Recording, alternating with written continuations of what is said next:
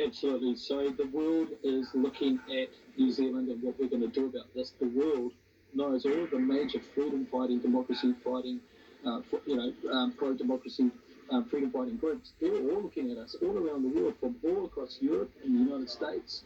We've even got people in Africa, in Asia watching us.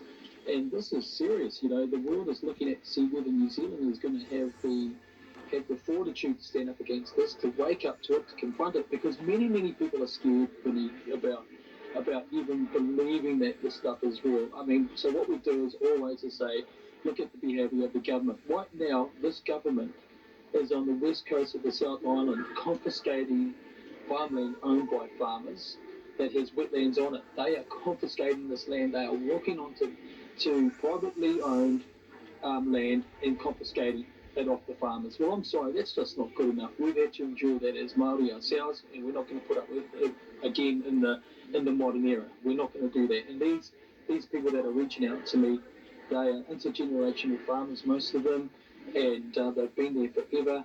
And it's just disgusting that they feel that as a government they've got the jurisdiction to walk onto people's land and say, sorry guys, we're going to confiscate that 20 acres or 30 acres or whatever it is of your wetland, and you don't have anything to say about it. Or they'll say, and by the way, when we take that land, you've got to put up a very expensive fence line around it to protect that area that's going to be a reserve, because we don't want the cattle on our land. Now, our land, which was their land, and now saying that their cattle can't go in it. Now, that's unbelievable. This is democracy destruction at its very clearest example of, and we just cannot stand for this. And not only that, the way that the COVID-19 quarantine has been managed by the military, it's a complete debacle. It's disgusting that you're having free New Zealanders and Kiwis flying into our country. They arrive at the airport. They're treated like hostile people arriving. There is no welcome home to Aotearoa, New Zealand for them.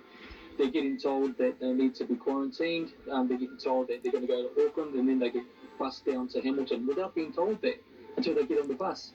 This is not Soviet Russia. This is not North Korea. This is free and democratic, meant to be New Zealand, and we just cannot stand for that. And yesterday, Vinny, as you would have heard, is that one of the themes of my questioning from the media to me was, did I tell this whānau in Hamilton to try and escape custody down there? Well, no, of course not. We would never do that.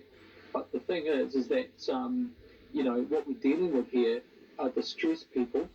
They're locked up. No one has explained their rights to them. There is no point of contact for them to go to get well-informed responses. There are no people treating them with respect and the courtesy that every New Zealander should expect as a citizen of this country. And at the end of the day, these people who were completely distressed, proven to be negative of COVID-19, were held against their will. They were held against their will. They weren't allowed to go and see the body of their father that was about to be put on the ground. And I just think that's contemptible. I really do. I think it's disgusting. It's illogical. But all it is that we know it is, it's in preparation to condition us as a people to become a herd that they control, and we won't stand for it.